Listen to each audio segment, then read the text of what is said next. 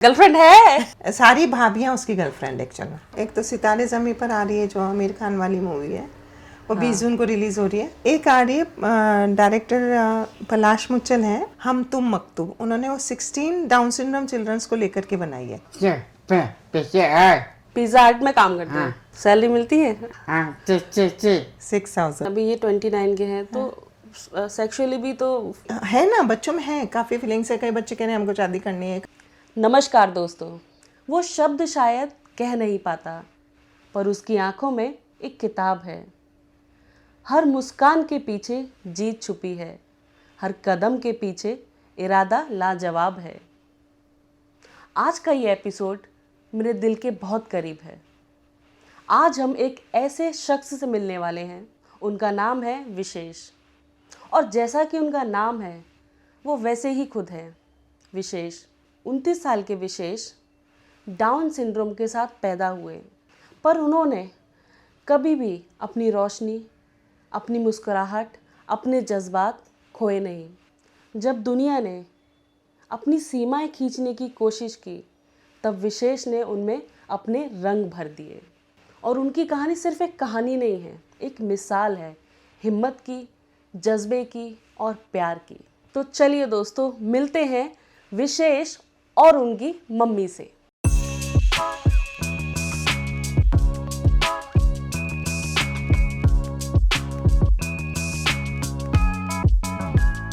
कैसे आप? एकदम अच्छी हूँ। क्या नाम है आपका? विशेष जोशी। क्या करते हो आप? पिज्जा हट नहीं, कौन क्या काम पिज्जा बनाता हूँ। सैलरी मिलती है 6000। 6000। वाह, सही है। तो वो लोग पिज्जा खिलाते हैं उधर? पसंद नहीं है? गले में फंस जाता है। गले में फंस जाता है, क्यों?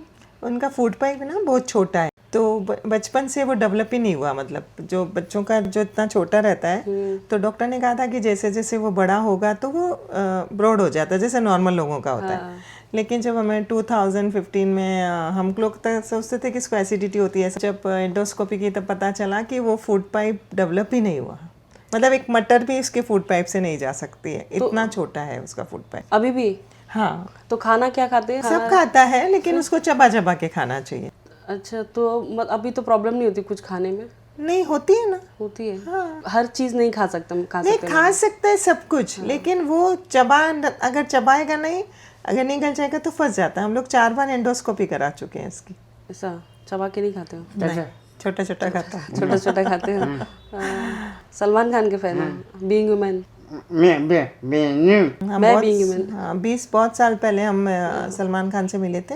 उनका रेडी मूवी आता है तो हम फिल्म सिटी में, तब उन्होंने सारे स्पेशल बच्चों को एक एक टी शर्ट्स गिफ्ट किए थे। उसके बाद से वो जो टी शर्ट गिफ्ट मिली, तब से ये मतलब बीइंग ह्यूमन के ही क्लोथ्स पहनता है, और कोई ब्रांड सीधा जाता है वो बीइंग ह्यूमन के स्टोर को ही ढूंढता है कि कहाँ पर है। शाहरुख खान, आमिर खान ये नहीं पसंद है? शाहरुख खान पसंद है। शाहरुख खान क्या ऐसी क्या एक्शन ऐसे करते हैं शाहरुख खान। और आमिर खान कैसे करते हैं? वो कौन सा गाना है आमिर खान का? हाँ, वो आपने किया था आमिर खान को देख के, बम बम बोले, बम बम बोले मस्ती में डोले, बम बम बोले। जैसे आमिर खान को देखा वो सितारे ज़मीं मूवी में हम लोग ये है। तो कैसे सिलेक्शन हुआ? एक्चुअली में हमने फेसबुक पे देखा था, तो हमने वहाँ से अप्लाई किया। फिर उसके बाद तो सब वो मैसेजेस आने शुरू हो गए थे, तो ग्रुप से हमारे parents of down syndrome association है, उस पर भी आने लगे। तो हमने वहाँ से, उन्होंने फ़ोटो वोटो मांगे, नंबर्स उनके पास लिस्ट आ गई, सबसे ले लिया उन्हें, एसोसिएशंस वगैरह से कॉल आया कि आप फ़ोटो भेजिए, और हमको एक ऐसा वीडियो चाहिए जिसमें बच्चा बास्केटबॉल खेल रहा है और वो कैमरे को देख रहा है, बॉल को नहीं देख रहा है। तो एक बहुत बड़ा टास्क था ये। तो हमको लगा कि पता नहीं विशेष का कैसे, पर कोशिश तो करनी चाहिए। तो हमने ऐसे ही अब मेरे को लगा पहले कि बास्केटबॉल ग्राउंड में कहीं जाके करते हैं, फिर हमको नहीं मिल पाया वो। हमने फ्लोर पे ही, इसका छोटे भाई का मोबाइल लेके खड़ा था, मैंने कहा इसको बोला, हम महाराज बोलते हैं घर में विशेष को महाराज बोलते हैं, ये ऐसे ही बैठते हैं ना, स्वामी समर्थ जी की तरह महाराज की तरह ही बैठते हैं। हम लोग सरप्राइज थे। वो जब ये वीडियो बन रहा था, मैंने इसको फेंका, उसने कैच किया, एक बार भी बॉल को नहीं देखा, उसने दोनों हाथ से बॉल को पूरा किया उसने, और कैमरे में देख के? कैमरे में देखा। तो वो जैसे ही वीडियो गया और तुरंत मुझे कॉल आया कि विशेष को सेलेक्ट हो गया, विशेष इसके लिए। हाँ, बहुत जल्दी चीजों को कैच कर लेना ना। बहुत जल्दी, बहुत जल्दी। फोटो माइंड है कि एक बार किसी चीज को देखा तो फटाफट ग्रास्पिंग पावर बहुत अच्छी है, बहुत ही अच्छी है। तो ये जो महाराज के पोजीशन में बैठते हैं ना, जो सिर्फ इंटेलिजेंट लोग हैं ना वही बैठते हैं, हर कोई नहीं बैठ सकता है। तो तुम बहुत इंटेलिजेंट हो। बचपन से वो ऐसे ही बैठता है। हाँ, और क्या? मार्शल आर्ट है, यस, मार्शल रेड बेल्ट है मार्शल आर्ट में। कैसे करते हैं? ये फुल मुंह से आवाज भी आएगी। जय और क्या था वो, क्या था, क्या योगा। डेली करते हो? डेली? सच में डेली करते हो? हाँ, वाह, हम लोग पंक्चुअल नहीं है, शर्म आनी चाहिए हमें नहीं खुद पे। नहीं, पूरा पंक्चुअल है।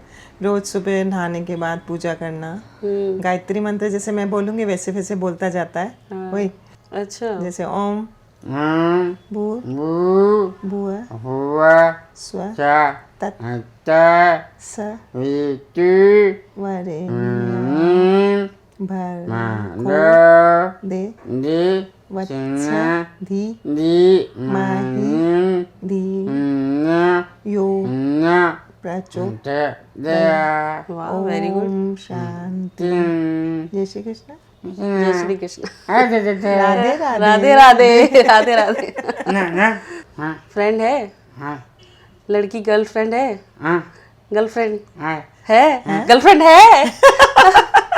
क्या बच्ची प्रियंका प्रियंका प्रियंका गर्लफ्रेंड है? ना हाँ, हमारे मम्मी को तो बताया था? न बाबा सारी भाभियां उसकी गर्लफ्रेंड एक्चुअल में, बाबा सब भाभियां।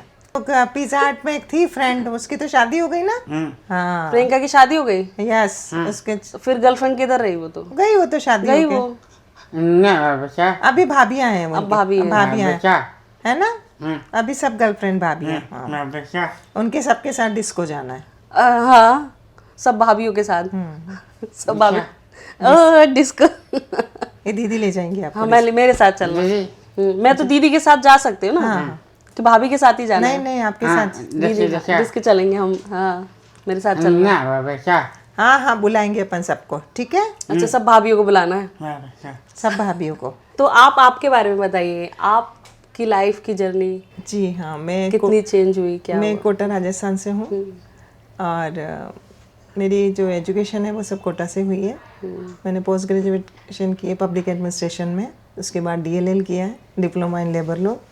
उसी समय NCC एयरविंग में मैंने ज्वाइन किया था फर्स्ट ईयर से। तभी मुझे माउंटेनियरिंग के लिए सिलेक्शन हुआ इंडिया से। 23 गर्ल्स और राजस्थान से मैं अकेली सेलेक्ट हुई। तो हम लोग कुल्लू मनाली से मैंने माउंटेनियरिंग कोर्स किया। 16,500 फीट की मैं ऊंचाई तक गई। अरे वाह। 1985-86 की बात ही है।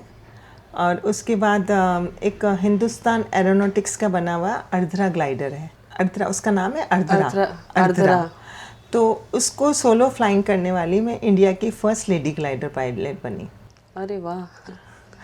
तो क्या मतलब क्या है एग्जैक्ट, थोड़ा एक्सप्लेन ग्लाइडर एक्चुअल में NCC के जो बच्चे होते हैं ना, तो 3 टाइप के NCC है ना, एयरविंग, आर्मी एंड नेवी। तो एयरविंग में मैंने ज्वाइन किया, तो 7th राज एयर स्क्वाड्रन बोला जाता है, कोटा का जो कोटा राजस्थान की जो बटालियन NCC बटालियन है। तो हम लोगों के वहीं पर ही हमारी फ्लाइंग होती थी। तो जाते थे, तो एक नया बनकर आया उसमें पूरा। वैसे तो वो जो ग्लाइडर होता है वो एक विंच जैसे कैसे ईगल कैसे फ्लाई करता है, तो इसमें कुछ इंजन नहीं होता है, विदाउट इंजन ग्लाइडर्स होते हैं। इनमें इंजन नहीं होता है। अच्छा, इंजन नहीं है। एक विंच मशीन होती है जिससे लगा दिया जाता है, फिर वो उसको जोर से खींचती है। तो एक उनका एक लेवल जैसे 1000 फीट हो गया, जितना ले वो जाके उस विंच जो उसको लूप से निकाल दिया जाता है। तो जस्ट वो फ्लाई विदाउट इंजन होता है। बाकायदा सर्किट बनता है, तो आपको सिखाया जाता है कि आपको कैसे फ्लाइंग करना है, कैसे सर्किट बना करके आपको लैंड करना है। उसमें इंजन नहीं है। आप सोचिए जैसे ईगल कैसे फ्लाई कर रहा है वैसे वो फ्लाई कर रहा है। तो वो इस तरह से हम लोगों को वहाँ पे ग्लाइडिंग सिखाई जाती थी। मुझसे बाकायदा बॉन्ड भरवाया गया, मुझसे सिग्नेचर करवाए गए। तब तक मुझे नहीं पता था कि मैं इंडिया की फर्स्ट लेडी ग्लाइडर पायलट बनने वाली हूँ। मुझे नहीं पता। मैं सोची थी कि शायद राजस्थान में कोटा में ही आया है तो ठीक है। मेरे लिए एक बहुत बड़ी रिस्क ली गई। सारे इंस्ट्रक्टर सब लोग यहाँ, जब मैं नीचे आई फ्लाई करके तो देख रही हूँ पूरे न्यूज़ वाले वहाँ पे नीचे खड़े, इतनी भीड़ थी नीचे। मैं खुद सरप्राइज थी कि इतना भीड़ क्यों है। मुझे नहीं पता था, सब मुझे कांग्रेट्स कर रहे हैं कि तू इंडिया की first lady glider, solo glider pilot बन गई।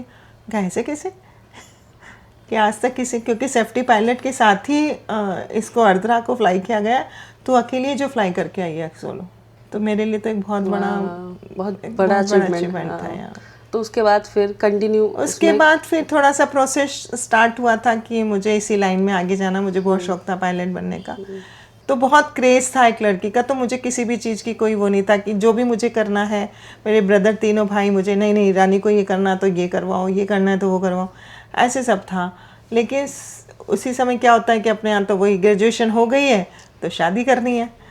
तो मेरे जो सबसे बड़े भाई साहब थे, तो हम सब जब पूरा हमारी जो बैठक है वहाँ पे बैठ के भाई रानी को भेजना है, सब तैयारी हो चुकी है, सब फॉर्म फिलअप हो चुके हैं, और मेरे पापा का बहुत मन था कि नहीं मैं इसको करवाऊँ। उस समय बहुत ही कम पैसों में मतलब पायलट बन रहे थे, तो कि नहीं नहीं नहीं मैं इसको भी करवाऊँगा। फिर सब जब डिस्कशन हुआ कि भाई आपके लिए पायलट कहाँ से लाएंगे हम, एक क्वेश्चन आया शादी के लिए, शादी मतलब हाँ शादी करेंगे तो आपके लिए पायलट कहाँ से लाएंगे। और मुझे खुद को भी पर्सनली ना कि ऐसा लगता मुझे मेरी कास्ट में ही शादी करनी है, जहाँ मम्मी पापा बोलेंगे वहाँ मेरे को शादी। ऐसा मुझे नहीं था कि मैं अपने पसंद से शादी, मुझे नहीं पसंद था कि जहाँ पेरेंट्स बोलेंगे मुझे वहीं शादी करनी। तो ये क्वेश्चन बहुत बड़ा था कि आप इतने हाई लेवल पे पहुँचाओगे, तो फिर हमारे समाज में ऐसा नहीं लग रहा था कि इतना हाई लेवल का कोई लड़का है करके या कोई ट्रेनिंग कर रहा है। तो ये क्वेश्चन बहुत बड़ा था कि अब पायलट कहाँ से लाएंगे आपके लिए। फिर मतलब लड़का ऐसा मिलेगा नहीं इसलिए आपको रोक दिया। हाँ रोक दिया। तो वो बात की बात थी ना। अभी ये सोचती हूँ कि शायद जो होता है ना बहुत अच्छे के लिए होता है। अगर मैं उस लेवल पे पहुँच गई होती, और भगवान ने मुझे, मेरे को ऐसा लगता है विशेष को मुझे ही देना था, भगवान ने चुन के रखा था मुझे। मैं बहुत खुशकिस्मत हूँ कि मुझे विशेष के लिए भगवान ने चुना, क्योंकि वो भी देखते ना कि किसके पास किसको भेजना है। तो स्पेशल बच्चे स्पेशल मॉम के पास ही आते हैं। हाँ, तो ऐसा था कि अगर शायद मैं उस लेवल पे होती और विशेष मेरे पास है, तो आज मैं विशेष का इतना इम्प्रूवमेंट नहीं कर पाती शायद। तो मैं सोचती हूँ कि जो हुआ बहुत अच्छा हुआ। ठीक है, उसको भी पॉजिटिवली हाँ, हाँ तो ठीक आपकी लाइफ में करना, हाँ मेरी लाइफ में विशेष है। विशेष आज जिसके नाम से मुझे सब लोग पहचानते हैं, तो मेरे लिए तो ये बहुत प्राउड की बात है। ठीक है, जो भी है हर चीज़ को एक्सेप्ट करो, आगे बढ़ो। ये आपके एक बेटे और आपके एक जी बेटे हैं? मेरे 2 बेटे हैं, बड़ा ये है और छोटा है वो। ये बड़े हैं? हाँ जी, छोटा है वो इंजीनियर है। वो इंजीनियर है? हाँ जी, वो 25 ठीक है, है। मतलब हाँ, ऐसा वो एकदम नॉर्मल है। हाँ, सिम्टम्स कुछ नहीं एकदम ऐसा नहीं होता नहीं कि एक बच्चे को हुआ है तो जरूरी है दूसरे बच्चे हाँ, को। उसके लिए टेस्ट करवाने पड़ते हैं। आजकल तो बहुत एडवांस हो गया है मेडिकली अपना, तो देखते हैं। तो जब ये विशेष हुए थे तो आपको कैसे पता चला था? स्टार्टिंग में पेट में ना पता ना चला? ना ना स्टार्टिंग में क्योंकि डाउन सिंड्रोम का टेस्ट होता है, लेकिन उस समय पता ही नहीं था कि रहेगा, टेस्ट वगैरह ऐसा कुछ था ही नहीं। तो हमें पता भी नहीं था। तो जब पैदा हो गया था, कोटा ही हुआ था ये, तब डॉक्टर्स, मुझे तो समझ ही नहीं रहा। अभी 25-26 साल की लड़कियों को क्या समझ होता है कि फर्स्ट चाइल्ड है आपका, बड़े के लड़का हुआ है, कोई बड़े सब खुश। लेकिन वो डॉक्टर जब आता था, इसका जैसे रोया नहीं था एक्चुअल में जोर से ऐसे, तो ऐसे देखते थे। इनकी कुछ सिंगल पाम होती है, जैसे बच्चों इनके डाउन सिंड्रोम्स के ऐसे बोलते हैं ये सिंगल पाम है, ये दिल, मतलब इस तरह का ये बताया जाता है कि ये इस तरह की लाइंस होती हैं, सिंगल है। देखिए इनके थोड़े से इनके अंगूठे में, उंगली में गैप रहता है पैरों में, और ये कान थोड़े छोटे होते हैं। ये जो लेवल होता है ना आइस का, इससे डाउन होता है। आँख की हमेशा अपने कान कैसे होते हैं, ये लेवल होती है आइस की, इनके उस लेवल से नीचे रहता है। तो ये पता होता है कि डाउन सिंड्रोम किड्स हैं। फिर स्टडी की उन्होंने, पढ़ाई हाँ, की है? स्कूल में इनके स्पेशल स्कूल्स हैं। तो माहिम कनौसा स्पेशल स्कूल है, वहाँ पे हमने इसको 5.5 ईयर का मतलब नॉर्मल स्कूल्स में तो नॉर्मल स्कूल में डाला मैंने। लेकिन नॉर्मल स्कूल में क्या होता है कि देखिए कि स्पेशल एजुकेटर्स होते हैं कि नॉर्मल टीचर्स होते हैं। स्पेशल एजुकेटर्स को पता है कि इन बच्चों को कैसे हैंडल करना है, किस तरह से पढ़ाना है, इनको किस तरह से पेंसिल पकड़ानी है। अभी नॉर्मल टीचर इतना मेहनत नहीं करेगा आपके साथ, है ना, और उनको नहीं समझ में आता, स्पीच नहीं होती इन बच्चों की, समझ में नहीं आता। स्पेशल एजुकेटर समझते हैं। मैंने डाला था जब मैं प्रेग्नेंट हुई थी, तब मैंने, छोटा ही था ये 3 साल का, तो मैंने नॉर्मल स्कूल में डाला था थोड़े टाइम तक, जब तक वो किट्टू बोर्न हुआ छोटा वाला। उसके बाद फिर हमने स्पेशल स्कूल में ही। तो वहाँ कुछ प्रॉब्लम्स फेस किए? नहीं प्रॉब्लम कुछ नहीं थी। ऐसा बुली करते थे बच्चे या नहीं कुछ नहीं। टीचर ही बोले कि उन्होंने मुझे बोला कि मैम इन बच्चों के लिए अलग से स्कूल है, स्पेशल स्कूल, वैसे ठीक है आप भेज रहे हो, बच्चा में कोई शांत है, कोई दिक्कत नहीं हमारे को इस बच्चे की, बच्चों के साथ ऐसे कोई मिसबिहेव वगैरह नहीं, आराम से खेलता भी है और हम लिखने को देते हैं, लिखता भी है। लेकिन ना अगर आपको इस बच्चे के आगे करना है कुछ इम्प्रूवमेंट के लिए तो आप स्पेशल स्कूल में डालिए। तो ये स्पेशल बच्चों का 12th के बाद, जैसे 12th तक किया ना पढ़ाई, मतलब क्या 18 तक नहीं, कुछ वहाँ ऐसा पे- बहुत नहीं वहाँ रहता पे कि क्लास नहीं, हाँ 10th हाँ, ऐसे नहीं रहता वहाँ है। पे नहीं, और एक क्लास में 2-2 साल रखते हैं, फिर देखते हैं बच्चा कितना कर रहा है। तो जैसे NOS के थ्रू ना, नेशनल पर्स, उसके अकॉर्डिंग कई पेरेंट्स हैं जिन्होंने उसमें 2-2 पेपर दिलवा करके, जैसे कोई 8th तक भी करवा लिया किसी ने। अभी तो हमने सुना है कोई बच्ची ने 12th भी पास किया है, 10th पास किए, तो अभी धीरे धीरे अवेयरनेस बहुत हो गई है, स्पीच बहुत अच्छी हो गई है अभी जो बच्चे हैं। तो जो स्पेशल बच्ची ने अगर 12th पास आउट किया है तो वो नॉर्मल स्कूल में जाके किया होगा ना, या इनका नहीं, स्पेशल NOS है, स्पेशल स्कूल, हाँ, स्पेशल वो NOS से है ना, नेशनल ओपन स्कूल, तो उसमें वो 2-2 पेपर दिलवाते हैं 6 मंथ में, जैसे 2-2 पेपर करवा के इस तरह से कराते हैं। ये होने के बाद बहुत चेंज हो गई होगी आपकी लाइफ? चेंज एक्चुअल में मारवाड़ी घर से हूँ, तो वो तो फुल डे किचन वाला घर होते हैं। हाँ, हाउस वाइफ, हाँ जस्ट हाउस वाइफ हूँ, तो चेंज हाँ थोड़ा सा रहता ही था कि इसको लेके सुबह सुबह थेरेपी पे भागना है, तो 5 बजे उठना है, आपको घर के काम भी करने ही होते हैं, और फिर लोकल ट्रेन भी पकड़नी होती है। तो मैं 7:40 की ट्रेन पकड़ती थी सुबह की, जब इसको थेरेपी के लिए लेके जाती थी अलीवार जंग में, तो वहीं पर स्पीच थेरेपी, फिर वहाँ एक्सरसाइज वगैरह है सब, वो सब वहाँ पर ही हो जाता था। तो जाने का टाइम होता था, आने का घर पे आते थे वही 1:30-2 बजता था। तो स्ट्रगल तो था ही काफ़ी सारा, लेकिन दिमाग में ये था कि इसको खड़ा करना है, सेल्फ डिपेंड बनाना है। तो वो सब अपनी चीज़ें साइड में रख के, और सब बहुत मेहनत तो आपको करनी है। आप नॉर्मल बच्चों के लिए भी करते हो, उनको भी तो आज कहाँ कई क्लासेस में जाना है, वहाँ जाना है, यहाँ जाना, लेके आपको मदर को ही जाना होता है। हाँ, उनके लिए जितने, उनसे जस्ट 4 टाइम आपको ज़्यादा करनी है। ऐसे नहीं कि आपने छोड़ दिया तो घर में बैठेगा, वो धीरे धीरे फिर वो ब्रेन भी काम करना कम कर देता है। ब्रेन आपका, अब नॉर्मल हम लोग भी, आप बैठा दो, हम 15 दिन घर में बैठ जाए कमरे में, हम इतने हो जाएंगे, दिमाग काम करना बंद कर देगा। ऐसे इनके लिए, तो इनको जितना हम बिजी रखेंगे, जितना हम इनको इन्वॉल्व रखेंगे हर चीज़ में, तो उतना ब्रेन काम करेगा। जैसे मार्शल आर्ट काफ़ी साल हो गए इसको, तो 15-16 साल हो गए, तो कितना ब्रेन काम करता है, right hand, left leg, right leg, तो वो ब्रेन काम करता है। और नॉर्मल बच्चों के साथ जाता है, मैं हर जगह नॉर्मल बच्चों, ताकि नॉर्मल बच्चों के साथ रहने से एक इम्प्रूवमेंट होता है बच्चे में, और एक नॉर्मल बिहेवियर भी होता है। आज विशेष का बिहेवियर हम कहीं भी छोड़ो तो लगता है नहीं, कोई भी नहीं बोल के स्पेशल चिल्ड्रन, जैसे कोई नॉर्मल जैसे भी डांस क्लास में जा रहा है नॉर्मल बच्चों के साथ। मार्शल आर्ट में पूरे 100 बच्चे, 100 में अकेला ये है, 100 से भी ऊपर है शायद वो, तो उन बच्चों में अकेला ये है। और कोई ऐसे नहीं कि हमने बोला ऐसा, कोई स्पेशल ट्रीटमेंट देने की ज़रूरत नहीं है।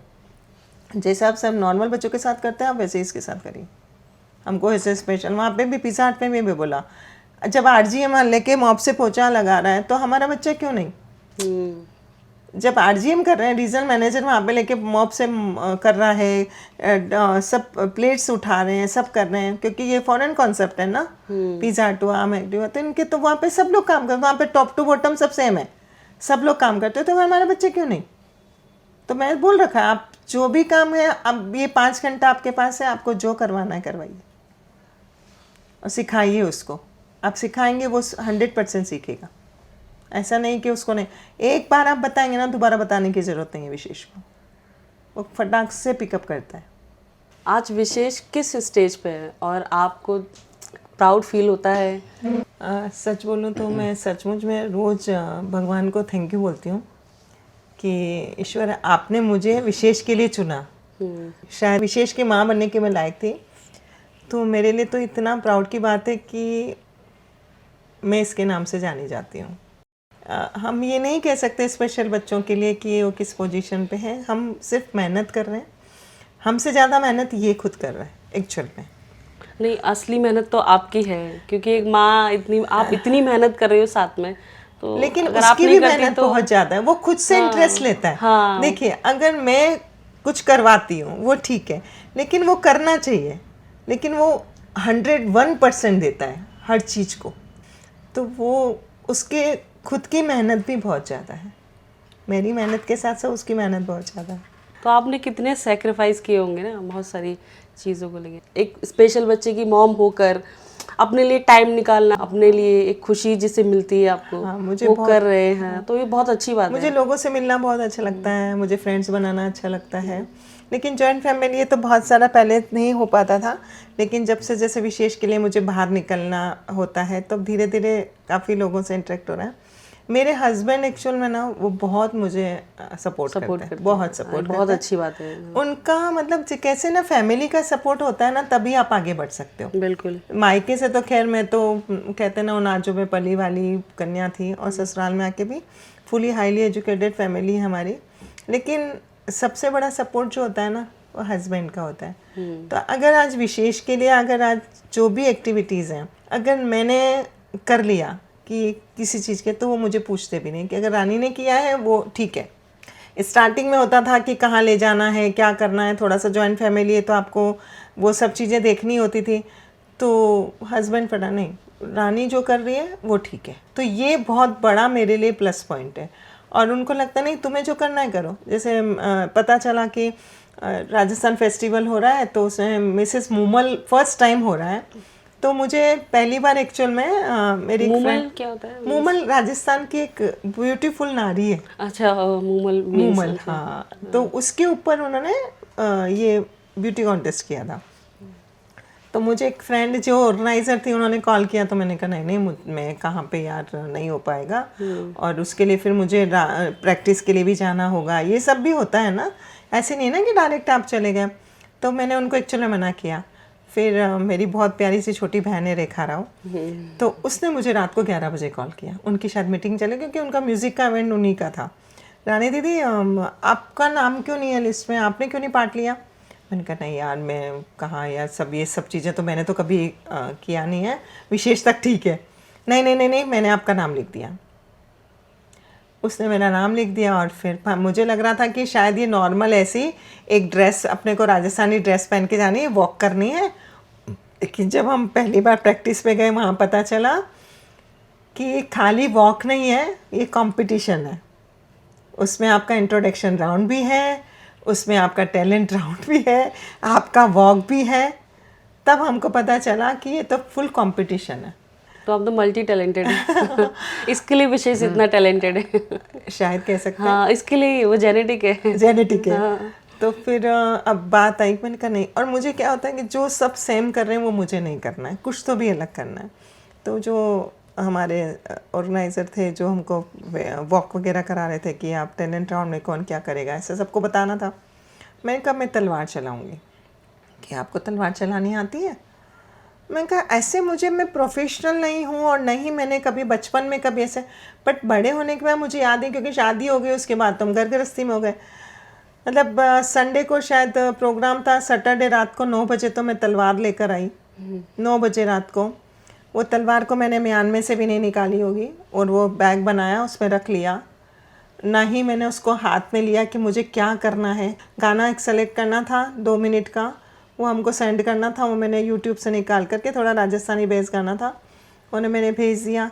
अब मेरे हस्बैंड भी बोल रहे थे कि रानी तुमने तो बिल्कुल कुछ प्रैक्टिस, मैंने कहा जाने दो अभी कुछ नहीं, टाइम नहीं अपने पास। सीधा मैं स्टेज पे गई हूँ, और वो मैंने तलवार जो वहाँ पे 2 मिनट का किया, मुझे बिना प्रैक्टिस किए, बिना प्रैक्टिस के मुझे खुद को भी वो वीडियो देख के विश्वास नहीं होता कि मैं हूँ। कैसे किया? कैसे किया मुझे नहीं पता। और दूसरा आपने मिसेस मुंबई, हाँ, एक मिसेस मुंबईकर था, वो स्पेशल बच्चों का फैशन शो था एक्चुअल में, वो एक ऑर्गेनाइजेशन है तो वो कराती है, तो उसमें भी पेरेंट्स को भी पार्ट लेना, मतलब ले सकते हैं, वो पेरेंट्स के लिए अलग से था। तो वो भी लास्ट मोमेंट तक मैं नहीं जा रही थी क्योंकि विशेष की तबीयत अचानक से उसको लूज मोशंस हो गए।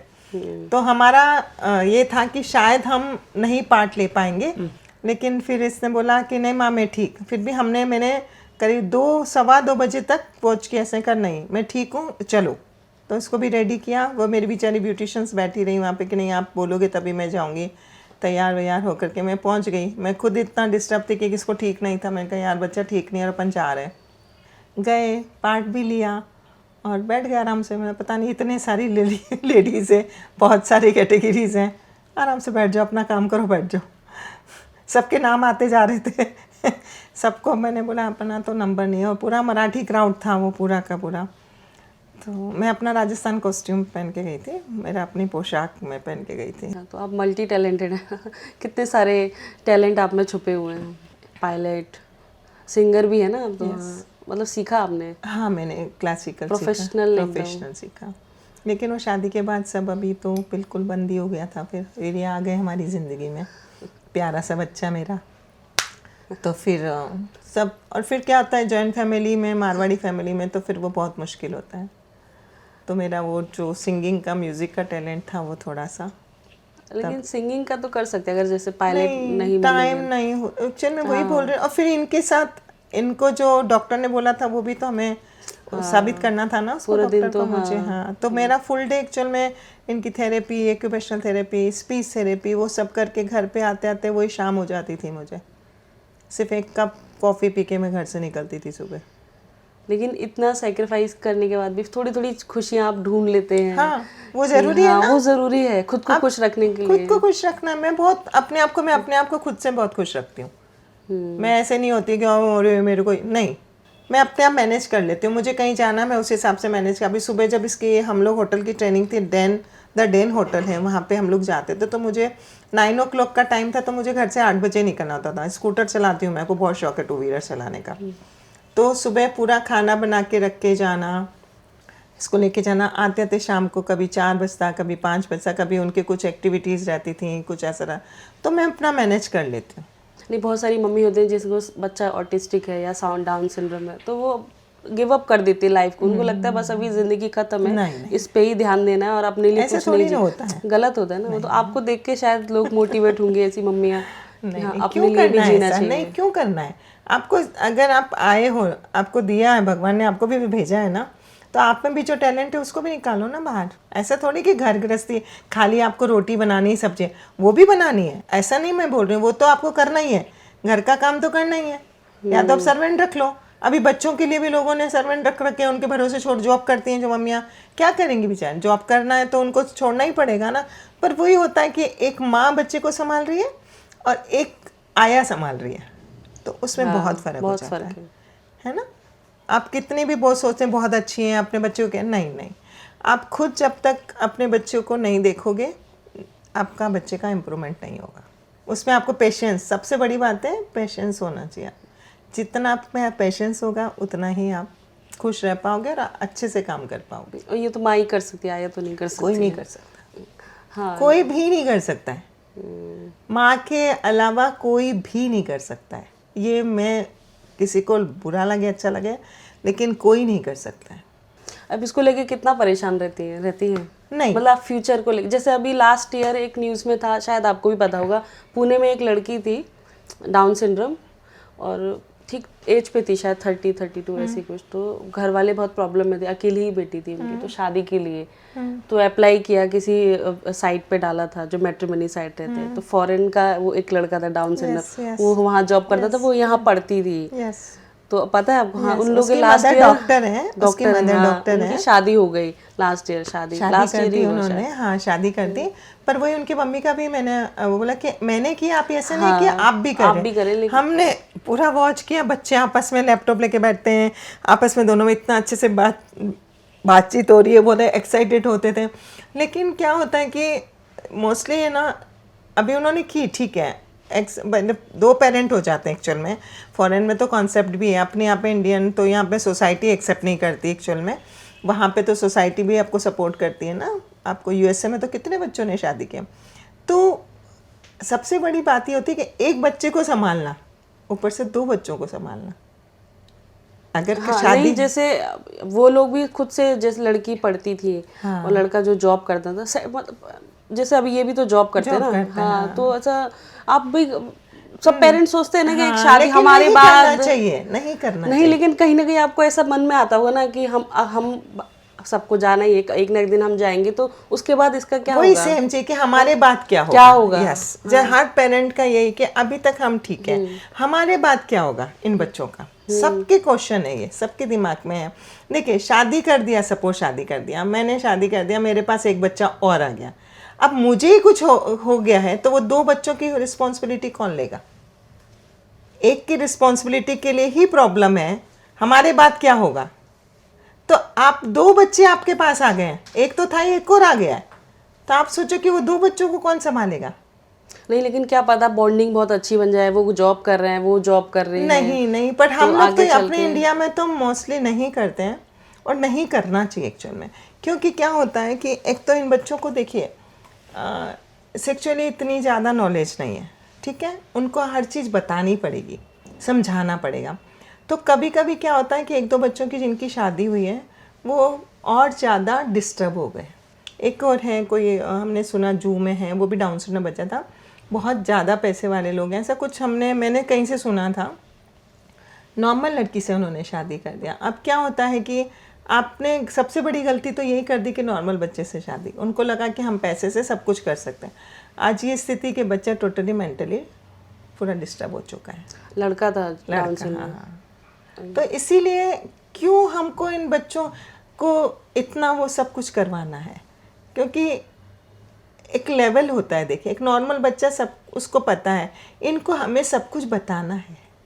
नहीं, लेकिन अभी ये 29 के हैं, तो सेक्सुअली भी तो सब फीलिंग्स और ये सब हाँ, कुछ। तो वही है ना, बच्चों में है काफ़ी फीलिंग्स है। कई बच्चे कह रहे हैं हमको शादी करनी है, कई बोलते हैं कि ऐसा है, लेकिन हमारा ये कहना है कि मेरा से पर्सनली कि हमें वो सब चीज़ें इनके दिमाग में डालनी नहीं है। जब डाल दी जाती है तो फिर उनको क्या लगता है, उनको तो समझ नहीं है, तो वो पब्लिकली होने लगता है, फिर प्रॉब्लम्स वहाँ हो जाती हैं। फिर वो बहुत ऑड होता है, बच्चों पेरेंट्स को प्रॉब्लम हो रही है, उनको कैसे हैंडल करें। तो अभी हमारे को कुछ प्रॉब्लम नहीं है, क्योंकि हमने वो सब चीज़ें इनको समझाई नहीं है, हमने इनको बताया ही नहीं है कि ये सब चीज़ें हैं। आप जब तक इनको बताओगे नहीं तब तक इनको पता नहीं चलेगा। नहीं, आजकल तो सोशल मीडिया, हाँ वो सब है, लेकिन फिर भी वो एक्सट्रीमली कहाँ नहीं भाई। हाँ देखते हैं, खुद फेसबुक करता है, इंस्टाग्राम चलाता है, यूट्यूब पे गाने निकाल के देखता है, मूवी देखता है, सब खुद करता है, पूरा चला लेते अच्छे से सब खाली लिखने का प्रॉब्लम, वो टाइपिंग की दिक्कत है, बाकी तो खुद अभी फेसबुक, अभी। ऐप भी फेसबुक। अच्छा, ऐप भी हो, चलाते हो? जैसे ये बोल नहीं पाते तो आप तो समझ लेती हो, कैसे बॉन्ड कैसा है फिर? आपका तो अच्छा ही बॉन्ड है, लेकिन घर वालों के साथ घर वाले सब समझते हैं, सब समझते छोटे छोटे बच्चे भी समझते हैं, हमारी फैमिली सब समझती है। मतलब हमारे यहाँ पे, मेरे यहाँ तो चलो ठीक है, मेरे मायके में तो मेरे भतीजों के बच्चे हैं छोटे छोटे से, वो भी समझते हैं इनकी बात, इतने अच्छे से समझा देता है ये। मतलब ऐसे सेंटेंसेस नहीं होते हैं, पर ये छोटे छोटे शब्द जो बोलता है उसमें क्लियर इतने, और अपनी बात को ये जब तक आपको समझ में नहीं आएगा, सुनो, वो पूरा एक्सप्लेन करेगा और समझाएगा इतने अच्छे से। हाँ, जब तक हम समझ नहीं जाएगा तो नहीं पीछे पड़ जाता है, सुनो हाँ, मम्मी सुनो, पापा सुनो, पीछे जब तक कि पूरी अपनी स्टोरी नहीं एक्सप्लेन कर देगा कि नहीं ये वो जब तक पीछे ही पड़ जाएगा। विशेष का एक तो सितारे ज़मीं पर आ रही है जो आमिर खान वाली मूवी है, वो 20 जून को रिलीज़ हो रही है। तो उसमें एक टीम है बास्केटबॉल की, उसमें विशेष भी है, और एक आ रही है डायरेक्टर पलाश मुच्चल हैं, राइटर डायरेक्टर दोनों हुई हैं, हम तुम मकतूब। उन्होंने वो 16 डाउन सिंड्रोम चिल्ड्रंस को लेकर के बनाई है। तो उसका ट्रेलर तो रिलीज़ हो गया है, अभी मूवी रिलीज़ कब होगी उसकी डेट नहीं आई है, और उसमें काफ़ी रोल है विशेष का।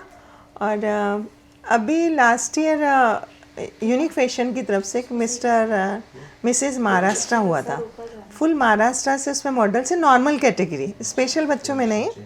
तो जब सेमीफाइनल में 160 या 165 मॉडल्स थे, तो सेमीफाइनल था, उसमें उन्होंने फाइनल के लिए ओनली 60 मॉडल्स चूज़ किए थे। तो विशेष फाइनल में गया, तो लास्ट ईयर ही हुआ था फाइनल उसका, उन्होंने टॉप 8 निकाला था। हमको लगा सब नॉर्मल बच्चे हैं और सारे मॉडल्स थे, टॉप 8 में से सब होता गया, विशेष 5th रैंक पे पहुंचा नॉर्मल कैटेगरी में, मिस्टर कॉन्फिडेंस उसको मिला। पूरा हॉल खड़ा था और इतना अप्रिशिएट उन्होंने किया, मतलब हमारे लिए सबसे बड़ी प्राउड की बात ये है कि जजेस आके हमको पैर छू रहे हैं, मेरे हस्बैंड को। और जो ऑनर थे उन्होंने कि मैम लोग घर से बाहर नहीं निकालते इन बच्चों को, और हम आप दोनों पति पत्नी की हिम्मत की दाद देते हैं कि आपने नॉर्मल बच्चों में इसको स्टैंड कर दिया। मैं क्यों नहीं करूं? मेरे बच्चे में टैलेंट है तो क्यों नहीं करूं? हार जीत से कोई मतलब नहीं है, मेरा बच्चा इन बच्चों के साथ खड़ा है, मेरे लिए वही प्राउड की बात है। और आज मिस्टर कॉन्फिडेंस का पूरे महाराष्ट्र से बच्चे थे, पूरे महाराष्ट्र से, तो हमारे लिए तो बहुत बड़ी प्राउड की बात है। उसके बाद एक और AMX कंपनी है, वो भी करा रहा है फैशन शो, वो मिस्टर एंड मिसेस, तो सेमीफाइनल हुआ उनका, तो उसमें भी विशेष फाइनल में पहुंच गया है। आमिर खान की मूवी में काम कर रहे हो तो और क्या चाहिए? बीइंग ह्यूमन के कपड़े पहन रहे हो, हम तो नहीं पहन पाते हैं। किससे? मैं सलमान खान से मिलना है ना अपने को, मटन सलमान खान बोलो से मिलना, कैमरे बोलो में। कहना मैं मुझे सलमान खान से मिलना है। क्यों? मैं क्या, कौन से कपड़े पहनते हो? बी ह्यूमन सलमान खान, मुझे बुलाओ, बुलाओ, हाँ, बुलाओ भाई इनको। सबके, आप कोई भी एक्टर के लिए बोलो, उसके सारे सिग्नेचर स्टेप पता है इसको। हाँ, हाँ। सलमान खान का क्या है? सलमान खान सबके क्या सिग्नेचर बात है। और अपना कोई भी ऋतिक रोशन का डांस का सिग्नेचर स्टेप है, वो गाना चलाओ, हाँ। तो मतलब आपको गाने चलाते जाएंगे ना, आप वो सबके सिग्नेचर स्टेप करता चला जाता है। ये हमको भी सरप्राइज होता है ये। और आमिर खान की मूवी में कर रहे हो आमिर खान का एक्टिंग? आमिर खान कैसे बैठे थे? ऐसे बैठे थे? हाँ। तो आप दूसरी माओं से क्या कहना चाहती हैं जिनके बच्चे स्पेशल चाइल्ड है, और स्पेशली उन माओं से जो अभी एक्सेप्ट करने की प्रोसेस में, एक्सेप्ट होता है ना स्टार्टिंग में ही पेरेंट्स ही नहीं एक्सेप्ट कर पाते कि हमारा बच्चा स्पेशल है, तो वो जो जिस प्रोसेस में एक्सेप्ट करे ना करे, तो उन लोगों को आप क्या बोलना चाहते हैं?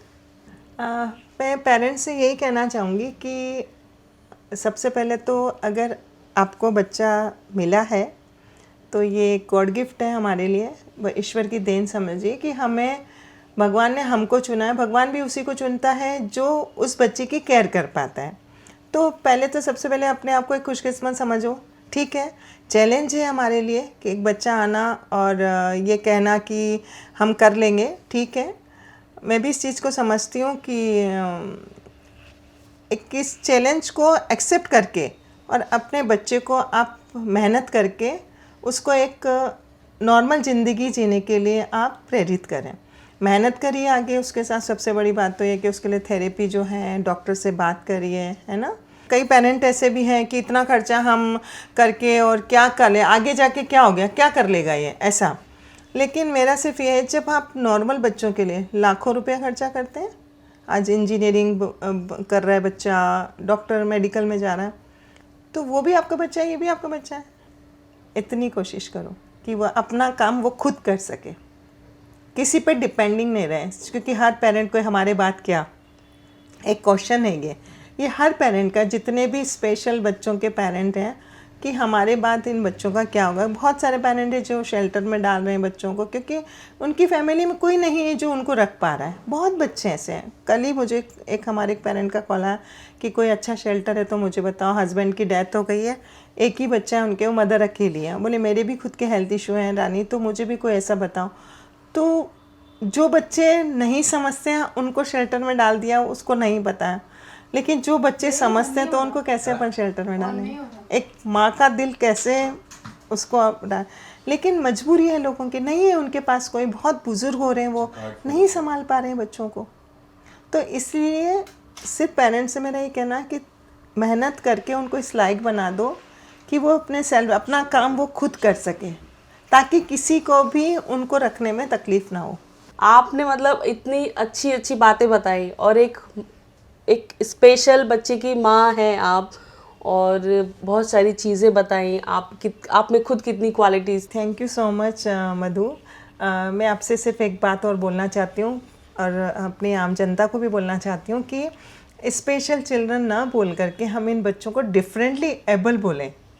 मतलब डिफरेंटली एबल मीन्स होता है कि इनमें भी एक एबिलिटी है, कुछ तो भी एक अलग तरह की जो क्वालिटी है, तो हम इन बच्चों को भी हम डिफरेंटली एबल के नाम से इनको बुलाते हैं, ना कि स्पेशल चिल्ड्रन। तो मैं सबसे बोलना चाहूँगी स्पेशल चिल्ड्रन ना बोल करके आप हम, और ना ही बच्चे अभी ये 29-30 ईयर का है तो जस्ट एडल्ट्स, बच्चे हम बच्चे बच्चे बोलते रहेंगे तो बच्चों की ही उसमें रहेंगे, हम इनको बड़ा कब करेंगे, है ना।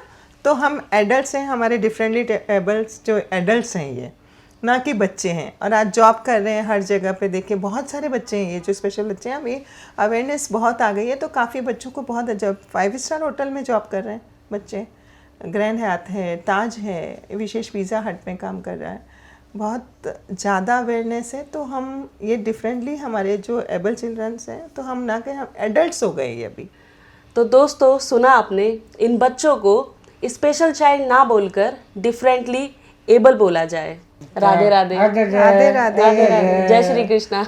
आज हमने सिर्फ एक कहानी नहीं सुनी, एक जिंदगी का जश्न महसूस किया है। एक ऐसी जिंदगी जो हर रोज यह याद दिलाती है कि कभी कभी अलग होना सबसे खूबसूरत होता है। विशेष ने हमें सिखाया कि जज्बात लफ्जों के मोहताज नहीं होते और हर दिल की अपनी एक जुबान होती है। तो मिलते हैं अगले एपिसोड में अपने नए गेस्ट के साथ। तब तक के लिए खुद से प्यार करो और हर विशेष को इज्जत दो। नमस्कार।